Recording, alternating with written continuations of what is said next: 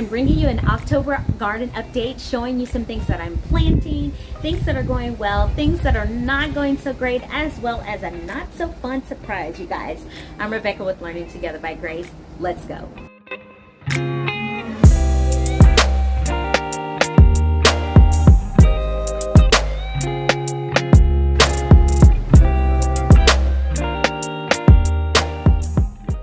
Alright, you guys, so I purchased some more 20-gallon grow bags on Amazon, finally, and this was actually a 12-pack, which I'm excited about, so I got 2 extra, but I'm only going to be using 2 of these for today. And I also purchased some soil from Walmart. This actually was on sale for $3 because it's discontinued, so I was excited to get this. This is 1 cubic feet. You guys, right now is probably the best time to check for these sorts of things. They're going to be on sale, and soil really doesn't go bad. It really, all you have to do is water it to kind of reactivate it, but it's dried out, so good deal. Now I just realized that my husband did not buy organic plant food, so I'm not going to use this. I really try to do organic gardening as much as I can. What I'll do, because I usually put food as I'm planting, but that's okay. It's not going to harm my plants if I do not. I'm just going to add the soil, and then I'll return this and go get organic plant food and add it to my grow bags later. One thing I did notice about these grow bags is that they don't feel as sturdy as the ones I purchased before, so we'll have to see how they hold up. But one thing I did notice is that they kind of seem a little bit taller than the ones that I purchased before. But anyway, I'm going to go on and fill these up. I'm going to do, again, 2 bags of soil, so it'll be 2 cubic feet per grow bag.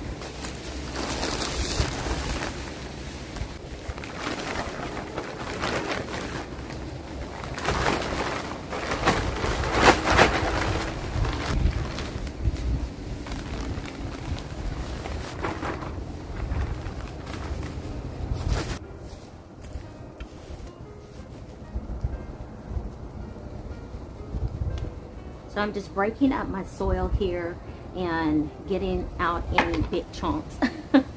And I just want to make sure that this is going to be nice and aerated for whenever I do plant. This seems like some pretty decent soil. I don't know, it's very light and airy. I don't know, I've never used this brand. This is called Whitney Farms Organic Planting Soil. So I don't know. I've never used this, but I don't know. I like the way that it feels. I might see if I can go grab some more of this soil. There was more there, and it'll be helpful for next growing season for spring. Alright, you guys, so I am going in and filling up my second grow bag. So I will suggest that if you have someone that can help you, have them help you with this. One can hold the grow bag while you dump the soil in, because they have a tendency to fold on themselves. So you kind of have to work around that if you are working alone. It's not impossible, but it would be helpful to have someone. Now, I just want to give my opinion on these grow bags. I feel like they have held up really well this growing season. I got these in, I believe it was the beginning of May, and I feel like they've held up really well with it being very hot here in Texas and just with me watering them. So yeah, I definitely would use these again. This was a 12-pack for $26, y'all. All right, you guys, so this is what I am planting today. I have some cabbage and cilantro. They're kind of stuck together here, but this is early Jersey Wakefield heirloom cabbage. I got this at Walmart, and this is a cilantro plant that I got at Walmart. These are very good for fall gardening, and they like the cold. So this, especially the cabbage, is going to get nice and sweeter and tender and juicier as time goes on. So yeah. Alright, so with this 20-gallon container, I am going to actually plant out 2 of these per container. So I am gonna end up having to get more soil. So I was researching, and again, you guys, I'm just trying stuff out. So far, I've had fairly decent success, but I was reading that one cabbage needs at least a 5-gallon container to grow. So I figured with this 20-gallon container, 2 can grow. So I'm gonna again have to get more soil so that I can plant out these other 2. But in the meantime, I'll just keep watering them as they're in here and hope for the best. All right, now I'm gonna transplant my cilantro. I got this bucket at the Dollar Tree for $1.25. It has a number 5 on it. That's how you know that you are able to use it for food. So I'm going to, I kind of messed up one of the holes right there, but I drilled 5 holes in it so that it has drainage. Gonna fill this up with soil and add in the cilantro. When it comes to gardening containers, I don't like to spend a lot of money, hence the reason I frequent the Dollar Tree to get containers like this. Water it. And just mix it in like that.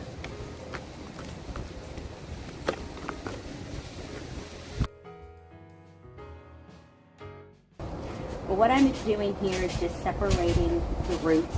This is very easy to do for this particular plant. Not all plants are easy to separate the roots. You have to soak it in water. But I'm just separating the roots so that my cilantro will have multiple plants and it'll hopefully fill up this entire container. Y'all, this was a very windy day today, so I had to mute a lot of my volume because you could not hear me over the wind. All right, now I'm just going to go in and water this,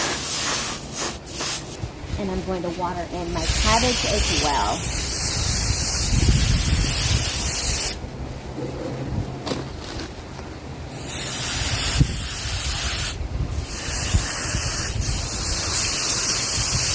Alrighty, now it's time to show you my garden. All right, you guys, so behind me is my garden area. This is the little part of our land where we have dedicated to gardening for this particular year. So right here we have arugula, and it finally grew. So this is the bag that I had right here in this corner next to my door. We moved it because there were so many frogs that kept getting into it, and they made it their home, and we didn't want snakes to get a hold to that area, so we had to move it over here. And the arugula was the only thing that grew. I did plant kale, I planted different lettuces, spinach, I think that was one of them. But what I'm going to try to do, I don't know if it's going to work. I'm always trying. I'm about to try to plant these 4 things in this grow bag. So I have spinach, kale, and then this is just green salad bowl lettuce and some black seeded Simpson lettuce. I'm gonna just try to see if I can plant them. One thing about lettuce, you can, leaves, those type of things, you can just kind of throw the seeds down and plant them. So I'm gonna do that now, and then I'm going to cover it with some more soil. But first I'm gonna water this because I haven't watered it in a few days, which is okay. And it does fine. So I'm going to do that first. So I changed my mind because I just saw a little baby snake inside of my arugula plant. So that is a no. No. No. I'm not going to be planting anything there today. I'll show you my garden, and that will be the end of my video for this day, y'all. I'm trying to get it together over here, because where there's a baby snake, there's a mama snake somewhere. Okay, all right. This is real. Y'all, this is real. Okay, here we go. Alrighty, you guys, we're going to start with my okra plants. My daughter, she picked 2 earlier, but they are still producing. This is October 13th, and they are producing well. A lot of the leaves have been eaten off of some of them, but even still, they'll produce some here and there. So, that's this one. There's this one, as you can see. And then we have these, and they grew a lot. We have lots and lots of okra plants. I had 3 per container with the exception of this one right here. There were only 2. But yeah, that's what they are looking like. Again, even though there is no there are no leaves on this, it's still producing. If you guys remember, I have watermelon plants dispersed throughout my okra. And I have to say, my watermelon has done such a phenomenal job. You guys, this is the first watermelon that started producing and started getting big, and then it got stunted and it stopped growing, but now it's starting to grow. But we've picked about 7 or 8 watermelons since, but these are all of my watermelon, and I have been netting them because we do have rodents. We literally, I need to, oh wow, this one grew a lot from 2 days ago. But we literally live right in front of a farm. So there, look, still producing, doing a great job. I have more flowers and more back here. So many. All right. Just found another baby one right there. Okay, so this is my tomato plant, and yes, I totally need to prune it, but it has been doing such a phenomenal job. These are the ones that are, this is the grow bag that has the 2 tomato plants in it. If you can see, one right there, and we have so many tomatoes. There's one that needs to be picked soon. So many. It's like once it got a little bit cooler, and there's more that's wanting to produce, but once it got a little bit cooler, my tomato plants just took off. You can see all of these tomatoes. Look at this. Like, wow. And even the 2 tomato plants that I thought were going to die, they started producing. So this is actually the Roma tomato. They are not getting that big, but it's still okay. And then I have another tomato plant. I think that was cherry tomatoes. It's in there somewhere, and it's producing. Here they are, cherry tomatoes right here. It's producing as well. So tomatoes are doing great. I also have these pepper plants. These are jalapeno pepper plants that are growing nicely. My daughter harvested about 7 of them yesterday, I think it was. And we still have more that are waiting to come out. I need to get rid of this cucumber plant. I think it's finally stopped producing. My cucumber wasn't that successful. Those squash beetles, they just really did a number on my cucumbers, as well as the squash that I grew, the zucchini squash I grew earlier in the season. I got no harvest from it. So the next thing I want to show you guys is this. So I bought some zucchini, and I've had them in their little containers that they come in from the store for about a month and a half. Let's just keep it real. And 2 days ago, maybe it was Friday, so 3 days ago, I decided to transplant them, and they were doing quite well in the little container they came in. But the minute I transplanted them, this is what happened. And I put 2 over here, and as you can see, nothing. Just nothing. Yeah.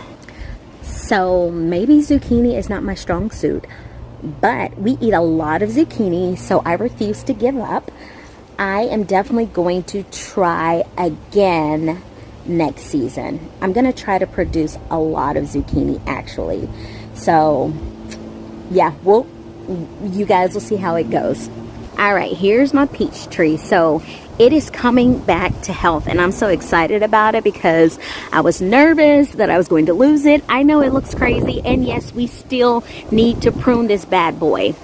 So my husband and I went to Home Depot yesterday and got this copper fungicide. This is good for organic gardening, but we are going to spray this on our peach tree. And we need to do that before the fall is up. So we're going to do that, and we're going to prune it really well. So we're making steps and strides to get it all done and hoping for the best. So we're going to do that. And then the gentleman at Home Depot suggested that we do some bird feeders to feed birds so that they will come and eat the worms that infested our peaches, and so he was like, that's probably going to be the best way to combat the worms. So we are really going to work hard at that. I still have my peach tree and my pear tree, and they are doing well. These are the ones that I got for $1 at Walmart maybe about 2 months ago. And then this is my herb garden, still thriving and loving life. So my basil, as always, I mean, I think this is what I've just done so very well. My oregano plant, it started, I don't know, it started dying in some places. And so, I mean, there's still some areas that are doing well, and I am just trying my best to hold on to it. I've had it for, like I said, over a year now, and so I really am trying to make it be all right. I planted some more rosemary, and so far we're going well. I've killed like 6 plants. My mint came back to life. My thyme ended up dying. This is the cilantro I just transplanted. And I had the sage for about 2 months, and I just had it in its original container, and I just transplanted it a couple of days ago, and it seems to be okay. I did the same thing with my parsley. I transplanted it just a couple of days ago. And here are those last 2 cabbage plants. So I'm going to post a picture so that you guys can see some watermelon that we harvested. We harvested about 5 the other day. We've already cut into 3 of them. One of them wasn't ready yet, but it was kind of, I could tell that something was getting to it, either birds or rodents, and so I was like, let me just cut it, but it wasn't ready, and I should have just waited and just did a better job at covering it up. But again, I'm learning. This is a whole new process for me, and I'm just doing the best that I can. You guys, I hope that you enjoyed this video, and I hope you are encouraged to get out in the garden. Even for the fall, you can do a fall garden. There's a lot of things that you can grow that do really well during the cold months, even the winter. So like cabbage, carrots, parsnips, what else? Broccoli does really well. Oh, geez, what are some other? We actually did have a broccoli that my husband planted in ground. We transplanted it from the house we moved from, and he planted it in ground, and it survived even in those extremely harsh cold weather conditions that we had last year here in Texas. And so you can grow things. Just think about covering them up when it gets too cold, or if there's an ice storm, covering them up with some bed sheets, old curtains that you have, something like that to just protect them. So you can grow food all year round. Hopefully we'll be able to get some onion and some garlic here, because that is probably the most thing, like those are probably the 2 vegetables that I use the most when I'm cooking. But anyway, I hope you guys enjoyed it, and I'm just peeping around to make sure that there's no snakes coming my way and trying to prowl on me. But anyway, you guys, I hope you enjoyed this video. Don't forget to hit that like button, subscribe, and share so people know what we're doing over here, and hit that notification bell so you know when I post a new video. Next week, we will be back in the kitchen, hopefully. We'll see. All right, I'll see you guys. God bless you. Bye.